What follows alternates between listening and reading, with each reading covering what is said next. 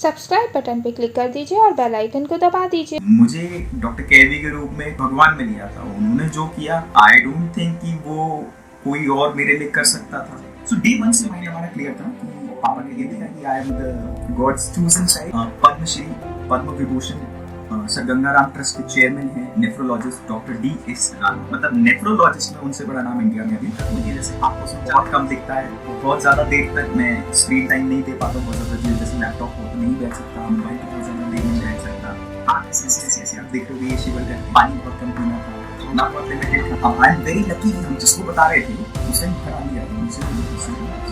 मुझे जाना पड़ता था, चेकअप्स हो रहे थे, मुझे ब्लड सैंपल्स देने पड़ रहे थे, पूरे हाथ यहाँ पे लीक पड़ गए थे सैंपल्स दे दे के। किडनी की तो कोई दिक्कत नहीं, वो वाला पार्ट है वो पूरा सॉर्ट है, उसकी कोई दिक्कत नहीं। किडनी का नहीं हमारे से 3-4 तरह के अलग अलग लोग हैं। डेली कभी मुझे आंखों में इन्फेक्शन होता था, कभी मेरे पैर में होता था। हेलो एवरीवन, कैसे हैं आप सब? सो जो लास्ट पॉडकास्ट था उसमें हमने डिस्कस किया था, मैंने आपको बताया था कि जब हमें पहली बार पता लगा तो क्या हमारी मेंटल स्टेटस थी, कैसे कैसे हम उस चीज़ से ओवरकम निकले कि मेरा किडनी का ट्रांसप्लांट होना है या मेरी दोनों किडनियाँ ख़राब हैं। सबसे पहले जब न्यूज़ पता लगी कि मेरी दोनों किडनियाँ ख़राब हैं तो क्या एक मेंटल प्रेशर बिल्ट हुआ, कैसे हमने उससे ओवरकम किया, कैसे मेडिकेशन स्टार्ट किया, ये मैंने पहले पॉडकास्ट में डिस्कस किया था। तो जो अभी फर्स्ट टाइम मेरा ये पॉडकास्ट 2 देख रहे हैं, ये ऊपर लिंक आ रहा है, आप जाओ पहले पॉडकास्ट 1 देखो और फिर आप ये पॉडकास्ट 2 देखना। तो पॉडकास्ट 2 में हम डिस्कस करने वाले हैं कि हमने किडनी का अरेंजमेंट कैसे किया। जैसा कि मैंने कहा था कि मैं सीरीज वाइज आपको बताऊंगा कि पूरी मेरी किडनी ट्रांसप्लांट की जर्नी कैसे रही। तो let's begin podcast 2। So good morning everyone, मेरा नाम सागर चावला है, मैं 31 ईयर्स का हूँ और रिसेंटली अभी 20 अक्टूबर को मेरा किडनी का ट्रांसप्लांट हुआ है। लास्ट एपिसोड में मैंने डिस्कस किया था कि जब मुझे ये न्यूज़ पता लगी तो कैसे उस चीज़ से हम ओवरकम करें कि यार सच में ऐसा भी होता है कि रियली में किडनियां दोनों खराब हो सकती हैं क्या। उसके बाद इस एपिसोड में हम ये डिस्कस करेंगे, मैं आपको ये बताऊंगा कि हमने किडनी का अरेंजमेंट किया कैसे। तो बाय फरवरी हमको जब ये पता लगा तो उसके बाद इमीडिएटली होली थी, मेडिकेशन स्टार्ट हो चुका था, रिस्ट्रिक्शंस मेरे ऊपर लग चुके थे, पानी बहुत कम पीना था, खाना बहुत लिमिटेड खाना था, पोटेशियम को कंट्रोल करके रखना था। तो ये सारी चीजें मेरे संग दिक्कतें स्टार्ट हो चुकी थी। अब मेन हमारे संग जो था, हमें सबसे पहले किडनी का अरेंजमेंट करना था। अब आई एम वेरी लकी कि हम जिसको बता रहे थे उस टाइम हर आदमी आ रहा, मुझसे ले लो, मुझसे ले लो, मुझसे ले लो। सीरियस होकर सब लोग बोल रहे थे आप मुझसे भी दीजिए, मुझसे भी दीजिए, मुझसे भी दीजिए। तो मैं अपने आप को बहुत लकी महसूस करने लगा कि यार मेरे आसपास के जितने भी लोग हैं, मेरे रिलेटिव हैं, मेरे फ्रेंड्स हैं, यार मेरे पास तो इतनी किडनियां बची, तो कोई टेंशन लेने वाली बात ही नहीं है। मुझे किस चीज़ की चिंता है। तो मेरे लिए सब कुछ बहुत अच्छा हो रहा था। बाय अप्रैल हमारा अपॉइंटमेंट था हमारे डॉक्टर से, डॉक्टर केवी भारद्वाज से। हम उनके पास गए क्योंकि हर हफ्ते मुझे जाना पड़ रहा था, हर हफ्ते चेकअप्स हो रहे थे, मुझे ब्लड सैंपल्स देने पड़ रहे थे, पूरे हाथ यहाँ पे नील पड़ गए थे सैंपल्स दे दे के। वो भी एक अलग सिनेरियो था, हर हफ्ते मुझे सैंपल्स देने होते थे। तो नेक्स्ट अपॉइंटमेंट में हम गए, ये करीब मिड अप्रैल के अराउंड की बात है। हम उनके पास गए और हम लोगों ने बताया कि देखिए किडनी की तो कोई दिक्कत नहीं है, वो वाला एक पार्ट है वो पूरा सॉर्टेड है, उसकी कोई दिक्कत नहीं है, किडनी का अरेंजमेंट हो गया है। टोटल 19 किडनियां मेरे पास। आप मेरी पुरानी एक रील देखोगे उसमें लिखा भी गया very lucky I have 19 kidneys in my hand. तो 19 किडनियों का अरेंजमेंट मेरे पास हो चुका था। तब डॉक्टर मैम ने जो बात बोली वो उस टाइम तो बड़े मजाक में हमने ले ली, बट उसके बाद हमें रियलिटी का एहसास हुआ। एक रियलिटी चेक हमारे साथ होना अभी बाकी था। इतना आसान नहीं है इंडिया में किडनी का अरेंजमेंट करना, जैसा मैंने पहले पॉडकास्ट में कहा था। तो 19 किडनियों का अरेंजमेंट मेरे पास हो चुका था। कोई क्यों करेगा अपना ऑर्गन, कोई क्यों डोनेट करेगा। और तब ऐसे ऐसे बहाने हमारे सामने निकल के आए। तो कैरी मैम ने बोला बोलने में और करने में बहुत फर्क होता है। आप बुलाइए उन सबको और उनसे बोलिए अब समय आ गया है, आपको किडनी की जरूरत है। ठीक है जी।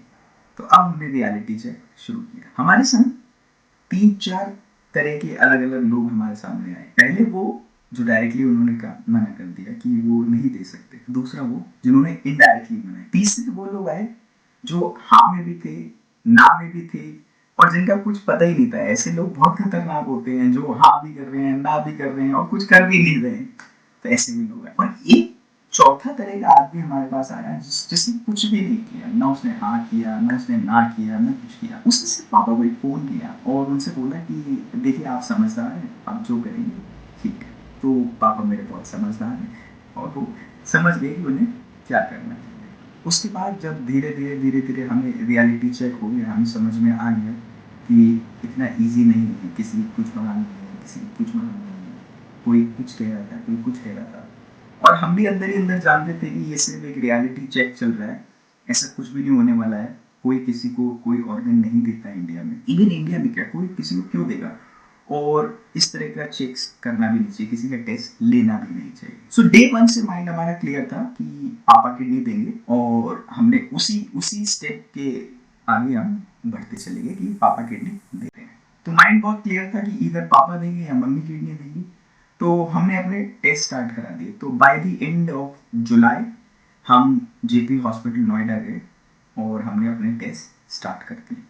उन्होंने एक लंबी चौड़ी लिस्ट दी थी कि ये आपको टेस्ट कराना, और हमने टेस्ट स्टार्ट कर दिया। Everything was going very fine, सारी चीज़ें बहुत अच्छी जा रही थी। और अब दिन था पापा का अल्ट्रासाउंड कराया। जब अल्ट्रासाउंड कराया तो पापा को मिली प्रोस्टेट। ये वो टाइम था जब पहली बार हमें ये लगा कि शायद किडनी में कहीं दिक्कत हो सकती है। तो पापा को प्रोस्टेट निकला तो पहले वो जरूरी था कि पापा का ऑपरेशन कराया जाए प्रोस्टेट का। तो फिर यही हमने डॉक्टर से कंसल्ट किया, यूरोलॉजिस्ट हैं डॉक्टर शुभम दवानिया। तो हम उनके पास गए, उनको पूरा सिनेरियो समझाया, उनको पूरी सारी चीज़ें दिखाई। तो उन्होंने सजेस्ट किया कि देखिए ये आगे चल के और दिक्कत कर सकता है, इट मे कॉज कैंसर, तो आप इसका ऑपरेशन पहले करा लीजिए। Kidney can be on hold, वो हम अगर बहुत ज़्यादा दिक्कत भी आती है तो हम डायलिसिस भी करा सकते हैं, वो भी एक ऑप्शन है। तो वो भी चीज़ें हो सकती हैं, बट ये जो चीज़ है आपकी, ये बहुत ज़रूरी है।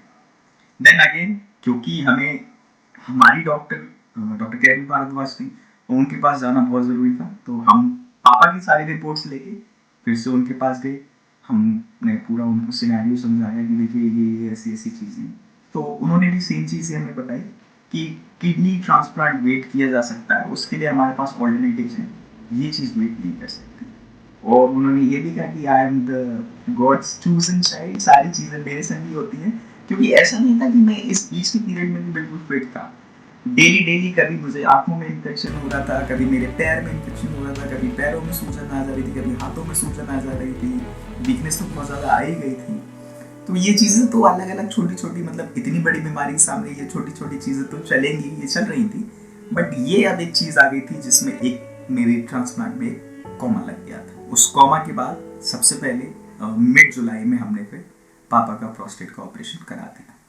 अब पापा का ऑपरेशन हो गया तो जाहिर सी बात है कि उनको थोड़ा सा रिकवरी में 1 से 1.5 महीने का टाइम चाहिए था। तो वो 1-1.5 महीना मेरा ट्रांसप्लांट पे डिले हो गया। वो डिले हो गया, फिर जब ऑपरेशन हो गया पापा एकदम फिट हो गए।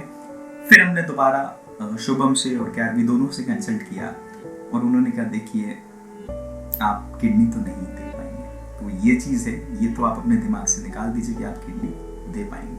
अब ये पहला चांस था जब हम लोग जेन्युइन में वरीड हुए थे कि यार अब हम लोग को क्या करना है। क्योंकि ये एक चीज़ और हमारे माइंड में थी कि हमको डायलिसिस के लिए नहीं जाना है। डायलिसिस अगेन एक बहुत पेनफुल प्रक्रिया है। हालांकि अब बहुत टेक्नोलॉजी एडवांस हो चुकी है, अब वो पेन नहीं होता है, डायलिसिस में बहुत ईजिली हो जाता है। मैं आगे वाले एपिसोड्स में या आगे वाले पॉडकास्ट में आपको बताऊंगा कि डायलिसिस में कितना पेन होता है, क्योंकि मेरे भी आईजी से यहाँ से 2 से 3 डायलिसिस हुए थे जस्ट बिफोर द ट्रांसप्लांट। तो वो एक डिफरेंट एक्सपीरियंस होता है, बट कंटिन्यूस आप डायलिसिस पे ही रहो, वो चीज़ हमको नहीं करानी थी। बहरहाल अब हमने डिसाइड किया कि एक बार सेकंड ओपिनियन के लिए। अच्छा, इस बीच जब हम ये सारी चीज़ें कर रहे थे तो आगरा, दिल्ली, जयपुर, नोएडा, इन सब के बड़े बड़े जितने भी डॉक्टर्स के आप नाम ले सकते हो, उन सारे डॉक्टर्स को हमने कंसल्ट कर लिया था रिगार्डिंग ट्रांसप्लांट। बट जो हमारी मेन डॉक्टर थी जिनसे हम रेगुलर कर रहे थे, वो हमारी फिक्स थी कि इनसे हमें रेगुलर फॉलोअप्स लेनी है। उसके लिए हमने सेकंड थॉट कोई रखा ही नहीं था कि डॉक्टर बदल लेते हैं। देखिए बहुत टाइम होता है कि लोग सेकंड ओपिनियन लेते हैं कि चलिए डॉक्टर्स बदल लेते हैं, लेकिन मुझे डॉक्टर केवी के रूप में ऑलमोस्ट आप समझ लो कि मुझे एक भगवान मिल गया था। उन्होंने जो किया, आई डोंट थिंक कि वो कोई और मेरे लिए कर सकता था। उनसे बेस्ट डॉक्टर तो मुझे मिल ही नहीं सकता था। तो फिर हम जयपुर भी एक बार गए थे। जयपुर भी मैम ने कहा था कि आप कंसल्ट करो, वहाँ पे भी ट्रांसप्लांट होते हैं। हम नोएडा जेपी तो गए ही थे, आगरा में भी अब स्टार्ट हो गए हैं, बट क्योंकि अभी बहुत सारे नहीं हुए थे तो हमने वो ऑप्शन तो हटा ही दिया था। फाइनली हमने 11th ऑफ अगस्त को जब मेरा क्रेटनाइन ऑलमोस्ट 8 पहुंच गया, तब मैम ने कहा कि देखिए अब बहुत ज़रूरी हो गया कि अगले 2 से 3 महीने में आप ट्रांसप्लांट करा लो। अच्छा, जब फरवरी में मेरी किडनी खराब हुई थी, तब मेरा किडनी खराब होने का प्रोग्रेस जो था, हमने अनुमान लगाया था कि 2 से 3 साल में मेडिकेशन पे चल जाऊंगा, बट ऐसा हुआ नहीं। जो किडनी खराब होने का मेरा प्रोग्रेस था वो बहुत बहुत बहुत जल्दी बढ़ने लग गया था। तो बाय अगस्त मेरा क्रिएटिनिन लेवल 8, 8.5, 10 तक भी पहुंच गया था। तो मैम ने कहा कि देखो या तो आप डायलिसिस करा लो या ट्रांसप्लांट का प्रोग्रेस शुरू। तो फिर हम 11th ऑफ अगस्त को पहली बार दिल्ली सर गंगाराम हॉस्पिटल गए। पद्मश्री, पद्म विभूषण सर गंगाराम ट्रस्ट के चेयरमैन है नेफ्रोलॉजिस्ट डॉक्टर DS राणा, बहुत जाना माना नाम है इंडिया में। हमने उनसे कंसल्ट किया, मतलब नेफ्रोलॉजिस्ट में उनसे बड़ा नाम इंडिया में अभी नहीं है।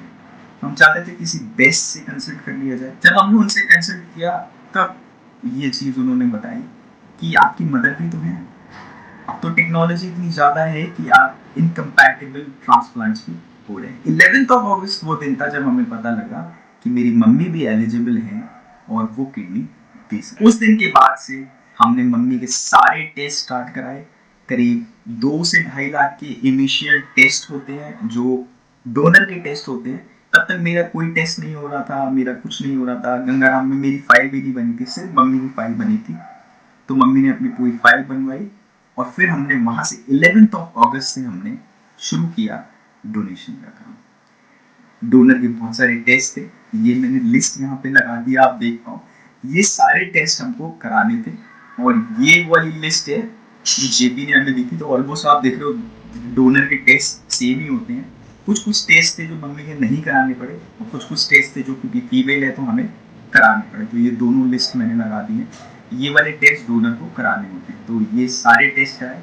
इस टेस्ट कराने में हमको करीब 1.5 से 2 महीना करीब लग गया था। तो इनिशियली 11th ऑफ अगस्त को जो हमने स्टार्ट की थी प्रक्रिया, वो बाय द एंड ऑफ सितंबर पूरा निकल गया और अक्टूबर के 10 दिन इसमें निकल गए थे। तो 6th ऑफ अक्टूबर तक सारी चीज़ें हमारी फाइनल हो गई। 8th ऑफ अक्टूबर को मेरा बर्थडे था। हम ये चाहते थे कि 8th ऑफ अक्टूबर को मेरा ट्रांसप्लांट हो जाए, क्योंकि अनफॉर्चुनेटली एक तो संडे था और दूसरा कुछ प्रोसीजर्स पूरे नहीं हो पाए थे। तो 10th ऑफ अक्टूबर को फाइनली ये डिसाइड हो गया कि आज से 10 दिन बाद मेरा ट्रांसप्लांट होगा। 18th ऑफ अक्टूबर को मैं हॉस्पिटलाइज हो गया। 19th ऑफ अक्टूबर को मम्मा हॉस्पिटलाइज हो गई और 20 ऑफ अक्टूबर को मेरा ट्रांसप्लांट हो गया।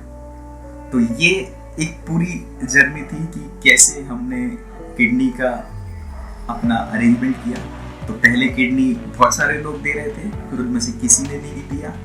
फिर मम्मी थी लेकिन मम्मी का ब्लड ग्रुप मैच नहीं कर रहा था, तो वो हमने चीज़ें फिर ड्रॉप कर दी थी, क्योंकि यहाँ डॉक्टर्स भी कह रहे थे कि आप मैचिंग ब्लड ग्रुप दे तो वो ज़्यादा बेटर रहेगा।